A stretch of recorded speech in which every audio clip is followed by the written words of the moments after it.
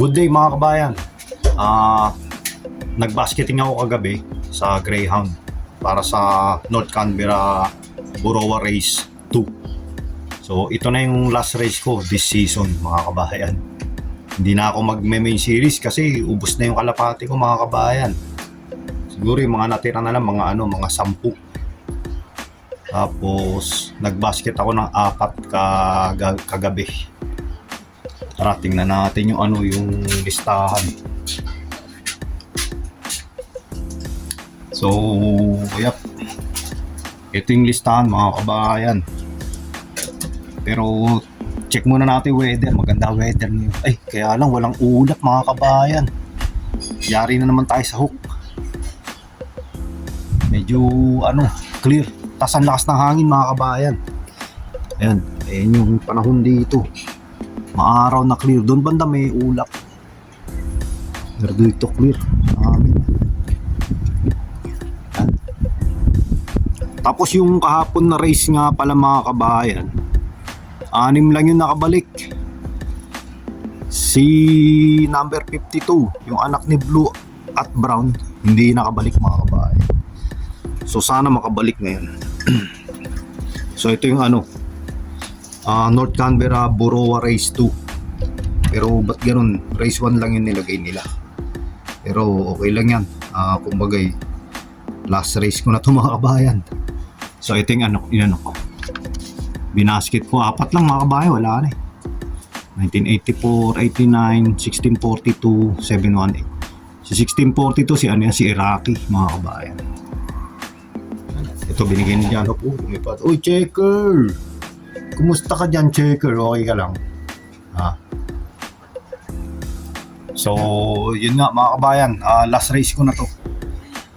Mag-ano na ako, magbe-breed na ako, mag-i-start na ako mag-breed. Sa bagay, nakapag-start na ako. So, mag-iipon ulit ng kalapati. Siguro hindi na tayo makapagpasingsing sa ibang fancier kasi nakapagsimula na tayo. So, yung race result kahapon mga kabayan, tayo? Kulelat sa race result. Pero sa points, pang-5 tayo mga kabayan. So sabi nila not bad daw, pero ewan ko. Okay lang yun. Tapos nagdala ako ng best bird. 6 ata kaming pinagpilian. Hindi napili yung si 1979. Kasi malaki daw yung katawan. So gusto pala nila. Tsaka yung suitable, yung talagang magandang gamitin na pangkarera dito, yung maliliit na kalapati mga kabayan. Kasi nga mahirap talaga dito, karera, mabundok.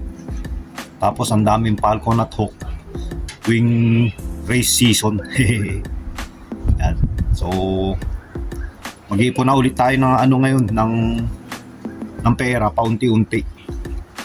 Mag-iipon challenge na tayo para sa susunod na season mga kabayan. So magsisimula na akong mga kabayan, mag-sideline ulit. Ayan. Gagawa naman tayo ng service ngayon. 2 yung ginagawa ko. Pero yung tapos na yan, yung Holden Captiva, okay na yan. Coolant leak. Akala ko water pump, O-ring pala, dun sa may elbow ng upper radiator hose. Position siya sa ibabaw ng water pump. So, pinalitan ko na yung O-ring. Okay na siya. So, hugasan ko na yung makina. Tapos ito yung service na to. Hindi ako nakabili ng spark plug. Gagawin ko lang muna yung minor. Sabi ko sa kaibigan. So yan.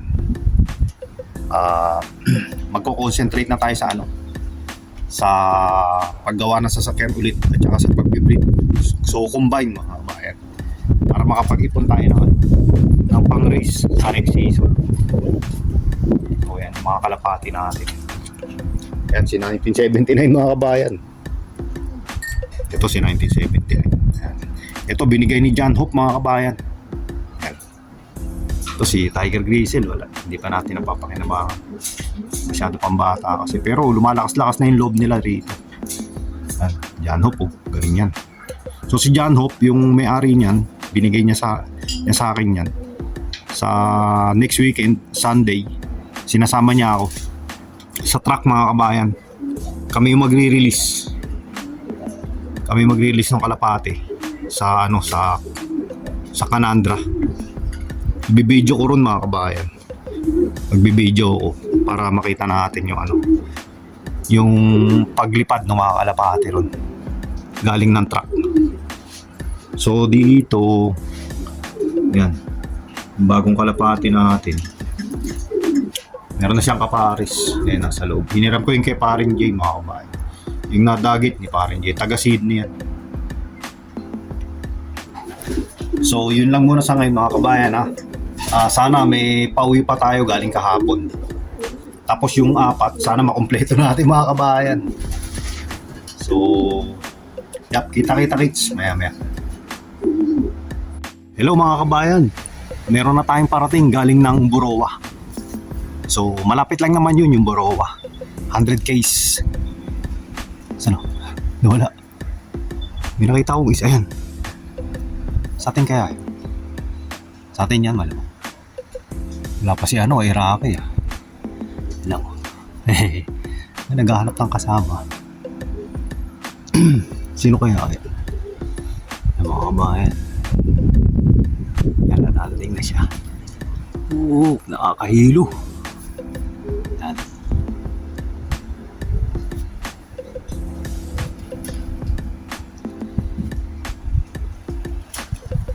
Ang galing niya oh. Nahihilo ko ah. Isa pa lang. Sana bumaba na. So tatawagin ko lang mga kabayan ah. Yan. Hindi siya makababa, pumabuelo. Yan, 3 sila mga kabayan. Wala si Iraqi. Puro checkered ata yan. Puro checker yung kinarga ko ata. Wala si Iraqi. Baba na. Ayun na, wala si Iraqi mga kabayan. Pas na.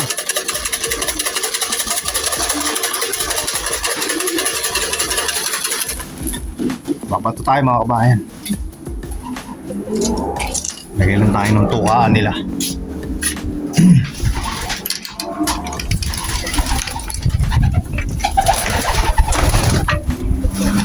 Ano ko pa yung isa? Ay, hindi nga pala ako nakapaglagay ata ng pagkain. Meron pa kaya?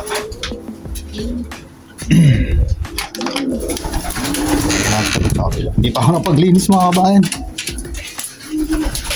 Yan. Kunin ko lang yung patuka. Anong pagin natin? Ito na sa bubong mo.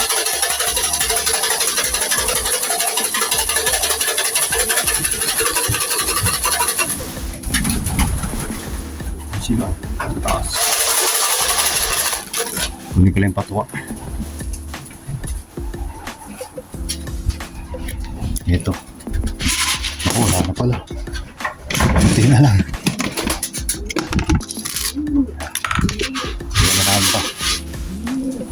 Ay, kukuha ako ng ano na lang.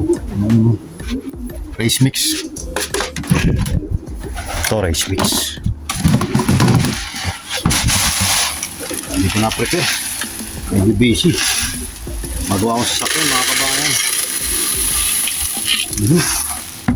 Tapos yung iba, pawalisin ko na lang.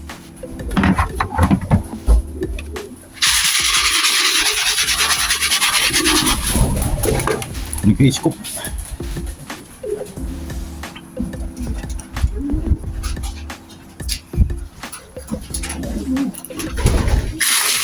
Yan, kaya na sila.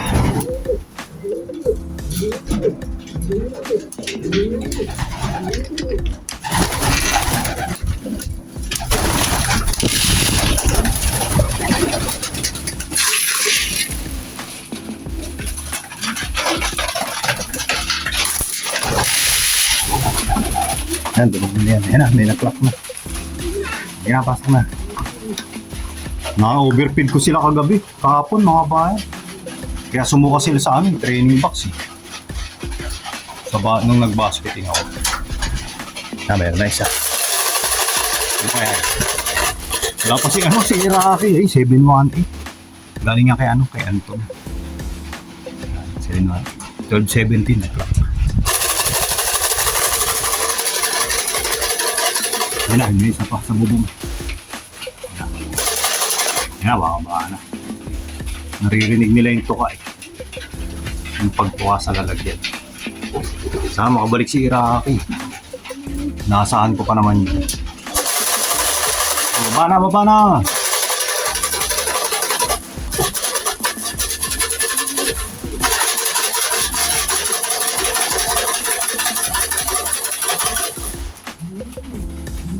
Bus na po.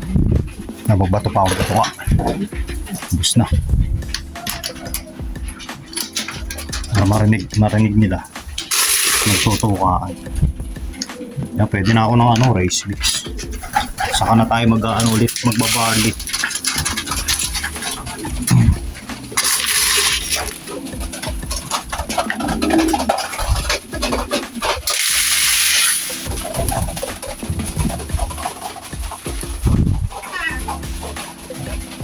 Pares. Papatungan na naman mga kabayan. Hindi itlog na naman yun. Hindi pa bomba. Tayin natin mga kabayan.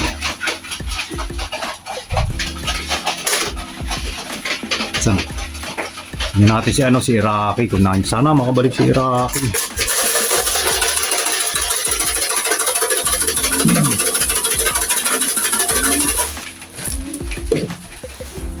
Tingnan natin. Ito siya eh. Ayun. Sa taas. Ayun pa yung isa, may ilong. Wala si Iraqi mga kabayan. Pero at least may pakpak na tayong isa. Isa lang naman ang kailangan. Pero si Peter, 8 na rin nakabalik sa kanya. O ayan, 2. Pahinga sila, pahinga. Wala pa si Iraqi. Siguro babalik yung tuldok na naman. Last time nung hanggang lang kasi siya eh. Hanggang Borowa lang din. Nagkaroon ng sakit yung isa. Hindi naman siya pumasok sa loop. Kaya hindi nahawa yung iba. So ang kinarga ko lang sa Woodstock 5 lang. 5 ba eh? 6 pala mga kabayan. Tapos 5 yung nakabalik.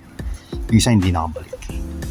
Tapos nun, bunot na yung mga kulang na yung pakpak ni Iraqi. Kaya hindi ko na siya naisakay. Kaya ngayon nanibago siya. Kumbaga hindi siya na training ng maganda-ganda. Pero tong kasing 3 na to, training yan. Graduate yan, graduate. Sige, kita-kits maya mga kabayan ha. Hello mga kabayan. Pumasok na yung 2. Ayaw magpa-video. Kanina inaantay ko pumasok eh. Para makuhaan ko ng video. Ayaw. Tapos nung umalis ako, nag-road test ako nung sasakyan na ginawa ko mga kabayan. Pagbalik ko, andyan na. Nasa loob na. So, ito yung ito sila yung mga nag-clock.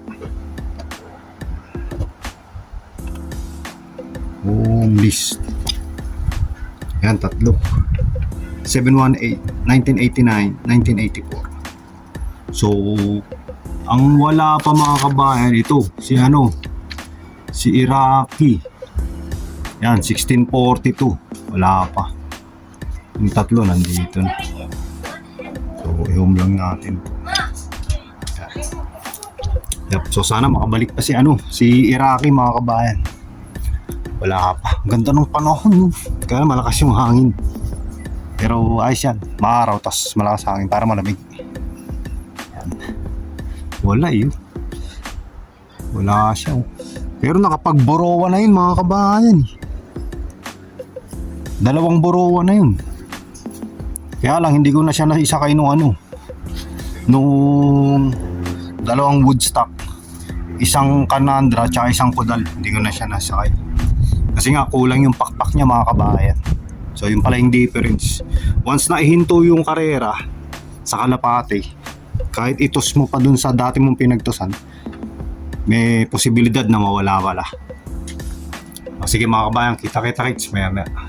Checker. Pag nandyan checker. Ganda ni checker oh. Beautiful eyes oh.